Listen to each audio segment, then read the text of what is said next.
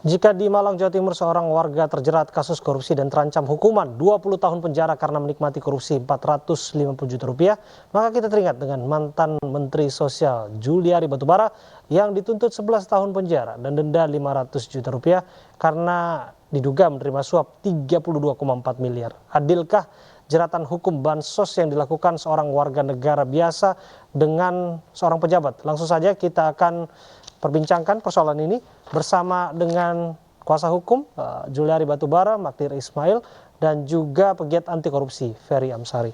Assalamualaikum, selamat malam Bapak-Bapak. Waalaikumsalam. Selamat malam. Ya, saya ke Pak Magdir terlebih dahulu sebagai kuasa hukum. Pak, saya menangkap ada poin penting yang dibahas dalam pledoi nota pembelaan oleh klien Anda.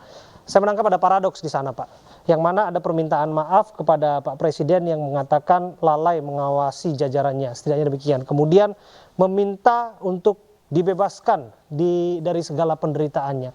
Menurut Bapak, mengapa kemudian seorang yang lalai dalam jabatannya kemudian pantas untuk dibebaskan? Begini nih Abraham ya, yang didakwakan kepada Pak Juliari ini beliau menerima suap ya, yang nilainya menurut surat dakwaan itu bersama-sama dengan stafnya yang lain itu mencapai 32 miliar rupiah lebih. Nah akan tetapi ya, selama di dalam persidangan tidak ada bukti yang menunjukkan atau membuktikan bahwa Pak Juliari itu menerima uang. Ya. Kenapa? Karena memang saksi-saksi yang dihadirkan yang dikatakan oleh jaksa sebagai perantara penerimaan uang, mereka tidak pernah mengakui bahwa ada uang yang diterima oleh Pak Juliari. Itu yang pertama. Ya. Kemudian yang kedua, ini berhubungan dengan jumlah. Ya. Jumlah yang disebut dalam dakwaan itu adalah 32, sekian miliar. Dan dikatakan di dalam dakwaan itu yang diterima oleh Pak Juliari 14,7 miliar. Akan tetapi di dalam persidangan Abraham, ya, saksi-saksi yang dihadirkan mengakui mereka memberikan uang kepada Matius Djoko Santoso itu nilai secara keseluruhannya hanya 7, sekian miliar. Oke. Nah, jadi bagaimana mungkin Pak Juliari dianggap menerima 14,7 sementara yang diakui oleh para saksi hanya sekitar 7,1. Itu pertama. Yang kedua, yang ketiga ya, dari peserta pengadaan itu ada 107 vendor yang ikut serta, vendor yang ikut pengadaan. Ya. Ada 32 vendor yang PIC-nya tidak pernah diperiksa oleh penyidik. Kemudian ada 16 lagi yang tidak mengakui tidak memberikan uang dan tidak dinyatakan dalam surat dakwaan.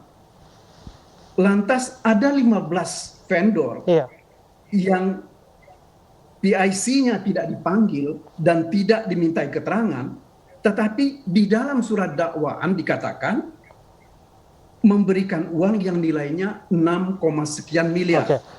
Oke, jadi Anda melihat ada cacat dakwaan di sana ya, sebagai kuasa hukum, begitu ya, Pak? Saya mau katakan begini, mengenai angka itu saja itu tidak benar. Gitu loh. Oke, tapi satu hal yang benar adalah bahwa klien Anda dalam nota pembelaannya menyebutkan lalai dalam mengawasi jajarannya yang berakibat pada korupsi bansos yang menyusahkan banyak orang lain. Enggak, logika saya berpikir begini Pak Magdir, mengaku lalai, meminta maaf kepada Presiden, mengapa kemudian pantas untuk kemudian dibebaskan? Ini kan karena dakwaannya ini adalah dakwaan suap. Ketika orang tidak menerima suap, dia tidak bisa dihukum. Oke. Gitu loh. Oke, jadi persoalannya kan di situ. Oke, saya kembali ke Pak Ferry Amsari terlebih dahulu.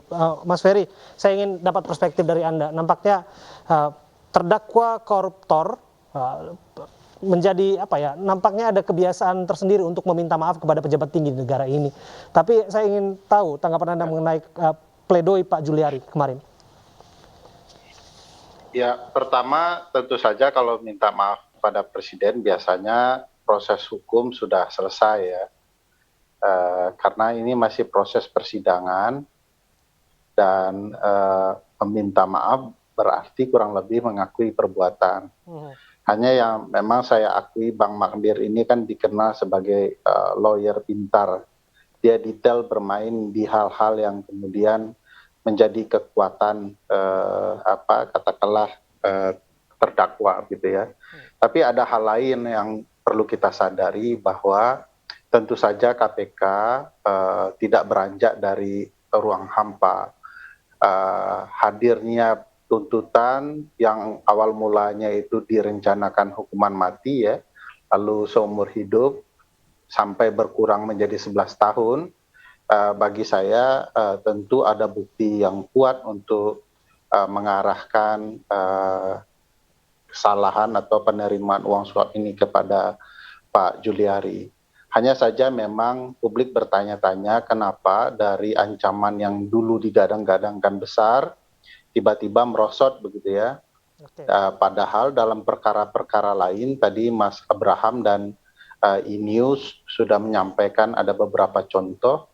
Kasus Penny misalnya ya, di Malang, kalau dibandingkan Penny yang menerima sesuatu atau merugikan keuangan negara ratusan juta, diberi sanksi 20 tahun, kalau kita sandingkan dengan apa yang dilakukan Pak Juliari Batubara dan stafnya, itu kan kalau disandingkan bisa harusnya Pak Juliari diancam 110 tahun itu ya, karena berkaitan besaran kerugian keuangan negara.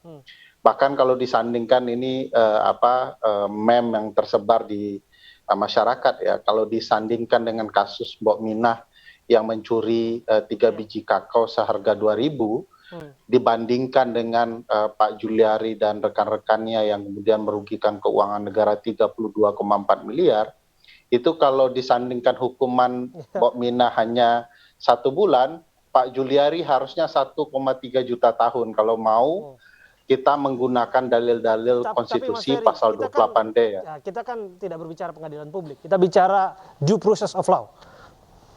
Ya, saya sedang bicara soal pasal 28D ayat 1 Undang-Undang Dasar 1945 yang bicara perlakuan yang sama di hadapan hukum. Jadi kalau mau disanding-sandingkan ya dengan proses yang diterima masyarakat kecil dengan apa yang diterima oleh pejabat. Tapi begini, harus diingat juga ini. Ya, mohon maaf saya potong ya Pak Fahri Amsari. Soal permintaan maaf Anda sebutkan tadi ini disampaikan kepada Presiden, kemudian kepada Bu Megawati. Tapi saya juga ingin mencari apakah ada permintaan maaf langsung kepada masyarakat yang terdampak terhadap korupsi bansos itu. Saya agak yakin saya tidak menemukan permintaan maaf itu secara langsung dalam pledoi-nya. Nanti bisa diluruskan oleh Pak Magdir. Apakah Anda menangkap paradoks yang sama bahwa seorang yang mengaku lalai semestinya diakhiri deritanya dengan dibebaskan? Ya, ini kan dua hal yang berbeda ya. Minta maafnya ke ruang eksekutif dan ke ruang politik karena ketua umum partai begitu ya. Tapi tidak minta maaf kepada publik. Padahal publik itu kalau berdasarkan pasal 28H ayat 3 Undang-Undang Dasar punya hak untuk mendapatkan jaminan sosial yang merupakan bagian dari upaya hak mereka untuk mewujudkan martabatnya ya.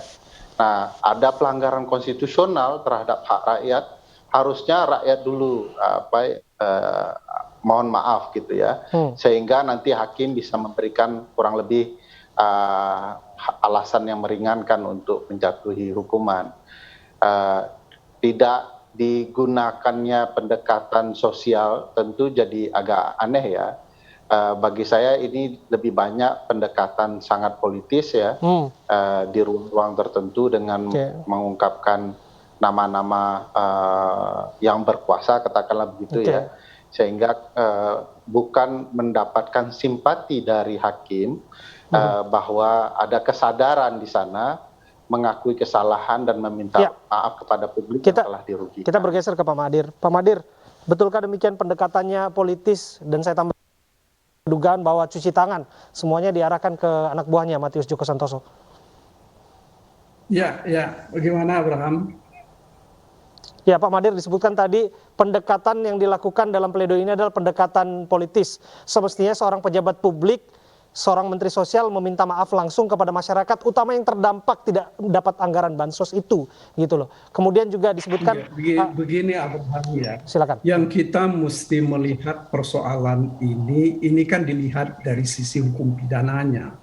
Ya, kalau kita bicara tadi tentang soal kerugian, ya, mestinya tidak pernah ada penghitungan kerugian keuangan negara dalam perkara ini. Sampai sekarang belum pernah ada penghitungan kerugian keuangan negaranya. Jadi kalau mau dikatakan bahwa ini ada soal pelanggaran konstitusional dan yang lain-lain, itu tentu kan kita bisa perdebatkan itu. Ya, yang menjadi persoalan pokok dalam perkara ini bahwa Pak Juliari ini didakwa menerima suap. Ya, dalam hal ini, kalaupun misalnya betul ada suap itu, ya, yang dirugikan itu bukan negara, bukan masyarakat, tetapi adalah vendor, ya, karena bansos itu kan sudah dibeli oleh kementerian dari vendor dengan harga yang sudah ditetapkan. Bahwa kemudian ada anak buahnya Pak Juliari yang menerima suap dari vendor, itu kita tidak abaikan itu. Memang faktanya ada seperti itu. Nah, hanya saja yang kami persoalkan adalah bahwa karena Pak Juliari ini didakwa menerima suap, sementara tidak ada buktinya, itu loh ya. Itu juga yang kita sampaikan kepada masyarakat.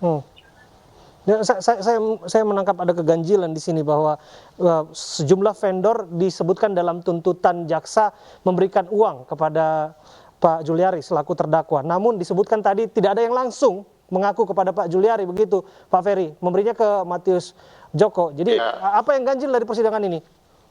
Iya, kalau di pasal-pasal tipikor itu ya 3199 itu kan sebenarnya tidak soal hanya memperkaya diri sendiri kan, tapi ada dampak juga kepada orang lain atau perusahaan tertentu. Nah, proses suap menyuap itu kan harus dilihat relasinya, tidak bisa sendiri. Dan sepanjang pengetahuan saya yang pendek, bahwa kejahatan korupsi itu pada dasarnya tidak melibatkan sedikit orang, pasti banyak orang, terutama yang berkuasa. Tidak mungkin staf Pak Juliari berani bertindak melakukan korupsi tanpa melibatkan pembuat kebijakannya. Betul. Dan harus diingat Mas Abraham bahwa kalau dilihat pendekatan pasal-pasal yang ada, sebenarnya jaksa KPK menurut saya sudah tidak tegas merespon apa yang telah dilakukan oleh Pak Juliari dan kawan-kawannya. Misalnya di dalam pasal 2 ayat 2 Undang-Undang Tipikor itu kan bisa digunakan suasana keadaan bahaya atau bencana yang memperberat hukuman. Tapi kemudian malah jaksa mencoba melarikannya hanya sekedar ke pasal 12B. Jadi kalau kita bicara ya di situasi seperti ini, sebenarnya kita harus memberikan beban kerja yang lebih berat lagi kepada Bang Magdir dengan meminta jaksa menggunakan pasal-pasal yang memberikan sanksi berat. Karena tindakan ini dilakukan di masa bencana ya, di masa negara dalam keadaan bahaya, dan itu tanpa memikirkan masyarakat banyak, sehingga memang harusnya ya, apalagi kan sudah mengaku minta maaf dengan segala macam alasan begitu ya. Yang jelas tentu minta maaf itu ada tanda bahwa memang dia mau tidak mau sudah terlibat ya di dalam proses. Saya coba libatkan faktor emosional dalam pledoi yang disebutkan demi keluarga dan anak-anak yang masih kecil. Ini bukan perbandingan apple to apple, tapi kita ingat kasus Pinangki yang disunat hukumannya juga itu menjadi pertimbangan yang dilakukan oleh Majelis Hakim Pengadilan Tinggi. Apakah Anda melihat ada sinyalemen yang sama dalam putusan yang akan dijatuhkan kepada kliennya Pak Magdir?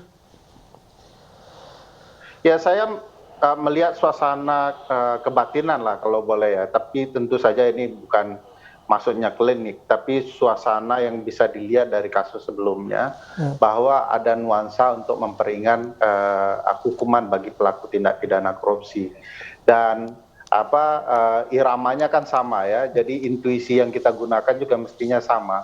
Jangan-jangan memang kesamaan cara berpikir ini berakhir dengan putusan yang kurang lebih sama dengan berbagai alasan, ya begitu ya. Sudah mengakui satu, sudah minta maaf kepada presiden, lalu kemudian punya keluarga dan anak, itu yang kemudian dijadikan alasan untuk meringankan hukuman. Harus diingat Mas Abraham, kasus Pak Joko Chandra kemarin dipotong hukumannya di Mahkamah Agung, alasannya menurut saya juga aneh. Alasan pemotongan itu adalah bahwa terpidana sudah pernah menjalani hukuman pidana dalam kasus pidana lain. Loh, di dalam logika hukum yang ada, dan Bang Magdir tentu juga paham, bahwa kalau terjadi kejahatan berulang, residivis, harusnya itu pemberatan. Nah, pemberatan itu banyak, salah satunya pejabat publik, ya, melakukan korupsi dana publik di saat bencana, harusnya pemberatan. Jadi jangankan 11 tahun, 20 tahun seumur hidup masih sesuai dengan ketentuan hukum yang berlaku. Oke, ini terakhir ke Pak Magdir soal pemberatan tadi, seperti apa komentar Anda, Pak? Saya kira begini Abraham, yang kita mesti sadari betul ya, bahwa menegakkan hukum itu kan orang itu kalau mau dihukum kan sesuai dengan kesalahannya, ya, bukan sesuai dengan maunya orang lain. Ya. Bagaimana orang dihukum dengan tidak melakukan kejahatan bisa dihukum? Ini kan problem kita akan di situ. Bagaimanapun juga ya, yang kita mesti lihat betul secara baik. Kita juga mesti melihat ini secara arif, gitu ya. Apa yang dilakukan oleh Pak Juliari dan kawan-kawan di situ, ini kan sudah sekian lama mereka berbuat, gitu ya. Tetapi bahwa ada kecelakaan, itulah yang disadari oleh Pak Juliari terakhir. Belakangan disadari bahwa ada kecelakaan di mana anak buahnya melakukan tindak pidana yang dengan membawa nama Pak Mohon maaf saya potong Pak Magdir. Nah, inilah yang mohon maaf saya potong Pak. Setidaknya sampai di sana permintaan maaf yang Anda sebut kecelakaan tadi, mengapa tidak disampaikan kepada publik, masyarakat terdampak langsung atas program besar ini, Pak? Itu kan begini, dengan menyampaikan kepada presiden sebagai kepala negara dan kepala pemerintahan, sebenarnya kan beliau itu kan sudah mewakili pemerintah dan mewakili masyarakat. Karena beliau dipilih oleh rakyat Republik Indonesia, itu loh, ya. Itu satu. Begitu juga ketika beliau meminta maaf kepada ketua partai, karena selama ini beliau itu adalah pengurus partai dan dipercaya oleh partai. Nah, oleh karena itulah beliau meminta maaf kepada ketua partai. Jadi ada benang merah di sini. Kita mesti melihatnya seperti itu. Jadi ada benang merah yang saya tangkap. Anda mengakui tadi klien Anda dalam pledoinya juga sudah disampaikan lalai. Kemudian juga masih bersikukuh bahwa vonis terbaik untuk dirinya adalah vonis bebas. Anda melihat itu adalah hukuman yang setimpal sesuai dengan due process of law? Iya, pasti. Karena begini, sekali lagi, karena Pak Juliari ini didakwa menerima suap. Ya. Tidak ada bukti suap itu terjadi, tidak ada uang yang disebut sebagai suap itu terima disita dari Pak Juliari, tidak juga ada hartanya dia yang dikaitkan dengan uang suap itu yang juga disita. Ini kan fakta yang tidak bisa dibantah. Gitu ya. Kita akan lihat seperti apa jalannya persidangan, masih panjang nampaknya, tapi terima kasih waktu Anda bergabung